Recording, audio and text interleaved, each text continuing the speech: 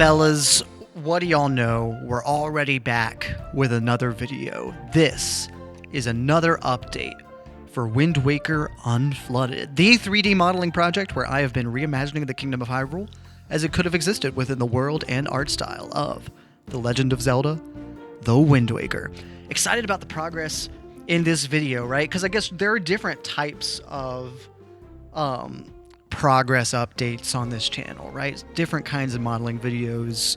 Because sometimes, and I've talked about this, like whenever I'm modeling for the Wind Waker Unflooded, sometimes what I'm working on for a location, sometimes I'm replicating an area from another game, sometimes I'm coming up with my own location, sometimes I'm just working on the terrain, sometimes I'm just filling in the gaps. There's different types of work that I do for Wind Waker Unflooded, which has been really interesting to me, is that just because I'm adding something to the map, it doesn't mean I'm being creative in the same way, which has been just really interesting to kind of think through the theory of creativity. I don't know, I've learned a lot as an artist on this project. It's taught me so much, and I hope that y'all have learned something. That's why I like doing these videos and doing voiceover and just being able to talk through what I've thought about for each area. And I want to make sure that I'm talking more about what I'm actually working on in these videos. Obviously, I feel the freedom kind of to talk about anything in these videos, but I do want to talk about Wind Waker Unflooded. So what we're working on today, specifically, is we're going to the Gerudo Desert, and it is time. I feel like it's overdue, and I wasn't even exactly sure where they would go, because that's the thing, right? Is I have a lot of landmarks in this map in the world of the Wind Waker Unflooded, and they're landmarks that can kind of even shift, right? It's like you have an idea of where Spectacle Rock should go because of where it was in one game. That doesn't mean that's where it's going to be in this map, just based on the needs of the project and how Wind Waker has its own unique geography, right? As necessitated by its uniquely designed sea chart. It doesn't exactly line up with any version of Hyrule, exactly. Even very similar ones. And so it is just like, I just have to kind of like make these decisions about what works best based on, what works best for this version of Hyrule. But we're working on the Gerudo Heroines statues. These are just like really iconic monuments from Breath of the Wild, of course, and it was really cool to work on them in the context of the Wind Waker for several reasons. Because A, it's like, well, I get to make some unique decisions about where the monuments are, where the statues are, and like how they, where exactly they exist in the map of the Wind Waker, and what relationship they have to the world. Because it is different, and that's kind of what I was talking about, right? Is like just the placement of these monuments is unique, but they're still the same monuments, right? They're supposed to still feel the same way, but they also have their own art style. And of course, something that's making that easier is I'm pulling from, there was a model, if y'all will remember, if y'all did the Windfall Island, like, Joy Pedestal quest, right, with Zunari, who would sell you different items that you could put in different Joy Pedestals, right, to decorate the town, which is an awesome quest. And I love that the side quests of Wind Waker they have so much character in them. And I mean that literally, is that they add character to the world, they benefit the characters of the story, they benefit the themes of the story. And this quest where you are helping a shopkeeper who is an immigrant, right?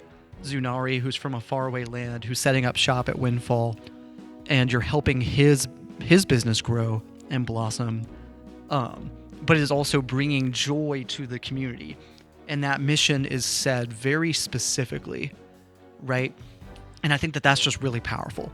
And I love moments, where the Zelda series really leans into that. And I think Wind Waker is full of stuff like that, where it's like, yeah, there's no question about like, well, what does this have to say? What kind of messaging are the developers and writers trying to leave you with? And it's clear, right? There's just like, Link is collaborating and spreading joy to this community, right? Because Link is also an immigrant in his own way, right? Far from Outset Island, coming to Windfall Island, right?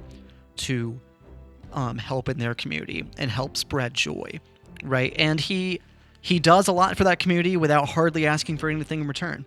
But of course, there are things that you do get in return, right? And you do get rewarded for being a part of that community. And you don't do it for the rewards.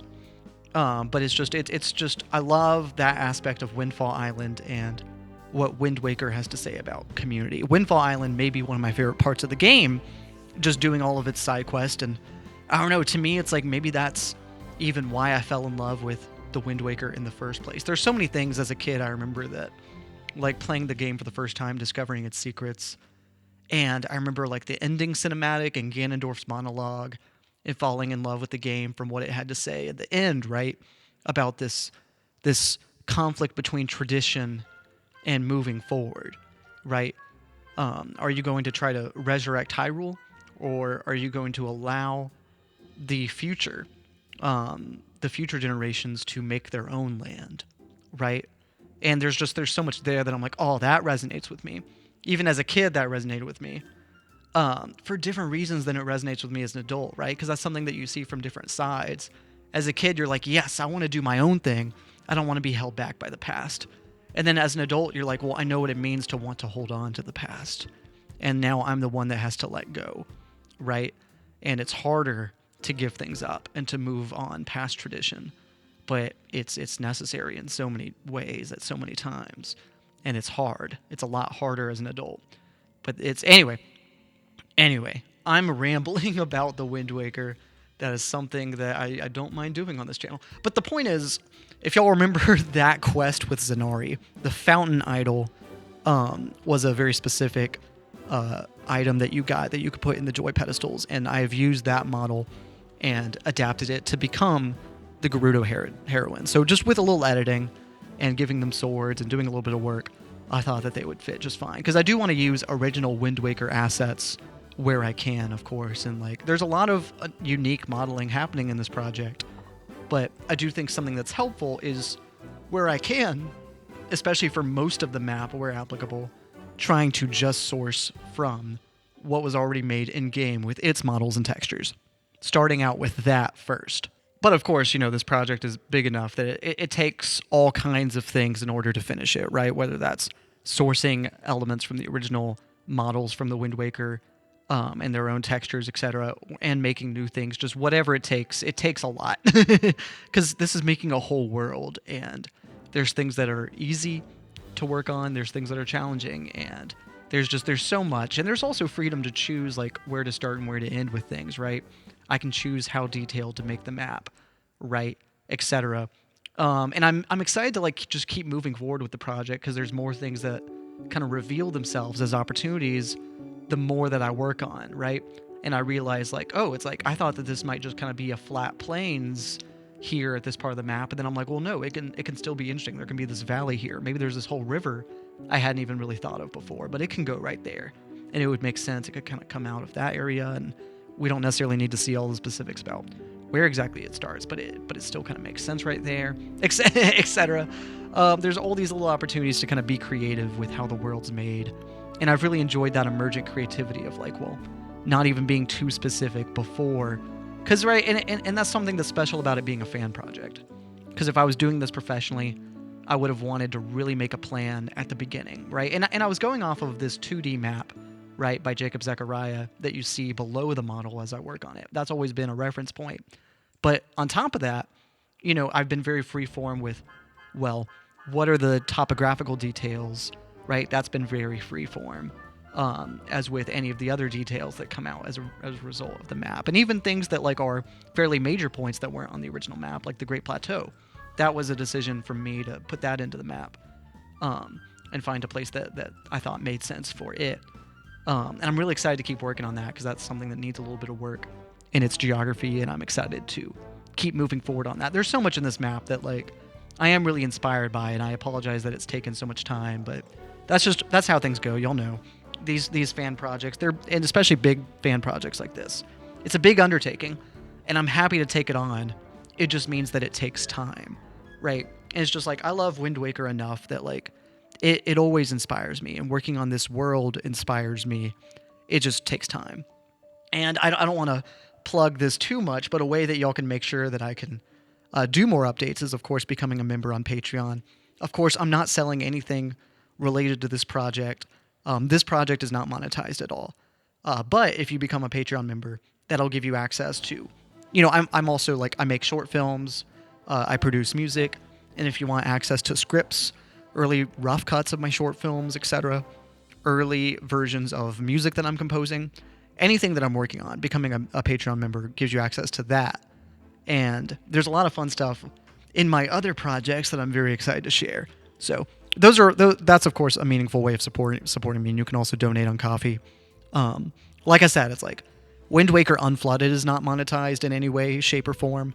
So if you want to be able to support me as a creator and make sure that I'm able to keep working on all of my projects, it means a lot to be able to support me through that. And I'm really thankful for everyone that has supported me in those ways. I don't like asking for money. I just want to let y'all know that there are ways to support me. And of course, listening to my music on Spotify, of course, look up Joe Kendrick on Spotify. I do think that, like, if y'all love the music of The Legend of Zelda and that style of video game soundtrack, y'all like the kind of stuff that I do, because I try to really be attentive to, Koji Kondo's work. That's a huge inspiration, and I do my own film scoring, right? So if you're interested in soundtrack style music, I think you'll like the kind of stuff that I do. But anyway, I'm done plugging my own stuff. I always feel uncomfortable plugging my own stuff. I think it is for a lot of people uncomfortable to market yourself, but it is necessary, and I mean it is like that's all of that really helps me as a creator and helps make possible the creation of everything that I do. But anyway, with that out of the way, let's keep talking about what is the future of this project, right? Right, like, what do I work on next? Because the Gerudo Desert, of course, like, I've done a lot in this location, and there's a lot of, really the main thing that's left, I think, is kind of filling in the gaps, because we already have Gerudo Town, and the Arbiter's Grounds, and the Lineru mining facility ruins, and the heroine statues, and the South Lamay Labyrinth maze, and the Spirit Temple ruins, etc., and the ruins of an ancient Gerudo city, the Forsaken Fortress, which is the old Gerudo Fortress. In my version of the map, there's a pyramid. And I think that's enough location-wise. I think the rest of, like, the desert's not done because I need to, like, just model the rest of the dunes and connect all of the locations. I think that's the main thing left for the desert, in my opinion. And I could keep adding and, like, make other little spaces, etc. But I think those are kind of the main locations. And I'm excited for, like, well, what is next? And I'd love to know from y'all, because I do kind of, like, want to tackle this maybe region by region now at this point, as I don't want to say I'm finishing up, but to me, I've kind of been attentive to, like, I do want to spend a lot of time working on the terrain, filling in a lot of gaps that maybe I've previously left unfinished for different reasons, and maybe been afraid to fill in the gaps. And at this point in the project, I'm kind of ready to say, well, yeah, let's go for it.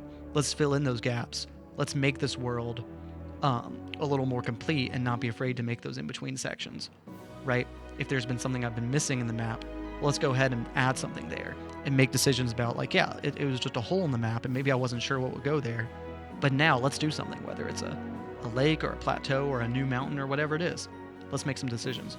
So, comment down below what y'all would see next. And I have a bunch of, suggestions from y'all already that are already in progress about what I'm going to work on next in this project. But I would love to also know, like, okay, like, coming off of the desert, right? Like, and I did a little work on the Farron region as well, like, previously by the City in the Sky, and the desert was nearby. So I've worked on that region recently. Is the Elden region next? Do y'all want to go back to Central Hyrule? Maybe more of, like, the Lost Woods? Yeah, let me know kind of what y'all want to see next, because there's so many things that could come out of each of those locations. And I'm really excited to keep developing, because something like the Elden region, right, around, like, Death Mountain, it's not just Death Mountain, right? There's going to be this kind of all of these different volcanoes. I've already worked on, like, it's called, Stovepipe Isle in the Hyrule Historia concept art, right? That's already, like, its own little volcanic peak. We have Fire Mountain from the original Wind Waker game. That's its own volcanic peak. And so there's these different locations already that make Death Mountain more than just a single mountain, but a part of a greater volcanic mountain range. And I think there's more to add from there. There could even be a second Goron city, right? They have their main central city, but maybe there's another settlement somewhere else too. I don't know. I would love y'all's ideas, and there's definitely things like that are totally on my radar, and I just want this world to feel fully fledged. So comment down below what y'all's suggestions are, but there's so much in this map that I'm excited to keep working on. And yeah, just it was inspiring to add in these heroine statues too, because those are like very clear monuments, and some of my favorite parts of the map are these different monuments, not just the terrain. And I love the terrain. I love working on the terrain because that's something that is like really kind of makes this project for me. It's more of a terrain project maybe than anything else in a way, but like seeing these statues and like the giant Redead statue by the Earth Temple that's in there. Those are all simple additions. Those didn't take much time, but to me they do add a lot of character. And that's a lesson that I've learned as an artist with Wind Waker Unflooded, is that sometimes the things that take a while aren't necessarily always the most impressive thing, and the things that go by really quickly are some of the more attention-grabbing things. And it just depends, right? It depends. And there's a mix. Like, some of the things that did take a while are impressive, but also it's a mixed bag. And that's just how it goes. That's how being an artist is. Right? And that's something that is always tough, sometimes making these videos, because I try to make sure that every update is interesting. And right and reflective of a lot of work. But sometimes just because it's reflective of a lot of work doesn't mean it's the most interesting update in the world. And it's like, well, we're just making some terrain today. But I also know that y'all feel differently about that, right? And I have some viewers that are like, well, if that's all the update is, I'm not particularly interested. And I have other viewers that are down to just keep up with the project no matter what the update is. And I'm not saying one's better than the other. I don't think there's a right answer. How you spend your time is your decision, and I'm just thankful that those that watch. I'm really complimented by that. Like audience retention does not offend me. You know what I'm saying? Like, I'm not offended by that. I'm just saying that I know that y'all have different expectations, and I'm not saying that that's a bad thing. I'm just aware of that. And I want to make sure that these videos do feel like they're worth your time, right? I want to make sure that updates feel meaningful. So I do try to make sure that every update feels substantial in some way, even if it's not a major update, that there's something about it where you're like, yeah, we're like a solid amount closer to finishing the project. And it's just, to me, it's been exciting because within the past couple of updates, I have felt a lot closer to making substantial progress, I think. Like, I can kind of see the finish line, and there is a lot left to do. There's a lot left to do on Wind Waker Unflooded. Do not get me wrong, but it's been inspiring just to be able to see, like, well, there's a lot that's already happened. We've already worked on a lot. A lot of people's suggestions, we've already implemented into the map, and I'm really proud of that. And so, yeah, like, I'm very excited that so many of the things y'all want to see already exist in the map. But there's still a lot left, and there's still a lot of things that have yet to be made. And so I'm excited just to keep working on those. So like I said, comment down below y'all's suggestions. And without further ado, I think I will let you go. Now, if you're looking for other ways to support me, as always, you can support me as a creator by becoming a member on Patreon. There you'll get access to all kinds of exclusive behind-the-scenes content like in-progress outlines, scripts, storyboards, rough cuts, and even soundtracks for my newest films. By becoming a member, you'll also be thanked in the credits for any film I finish during your membership. You can also support me by streaming my music. I compose all of the scores for my own short films, and you can listen to those soundtracks on Spotify, Apple Music, or wherever you listen to music. Just look up Joe Kendrick. That's JoeKendrick. Y'all have a wonderful day, and without further ado, I'll let you go.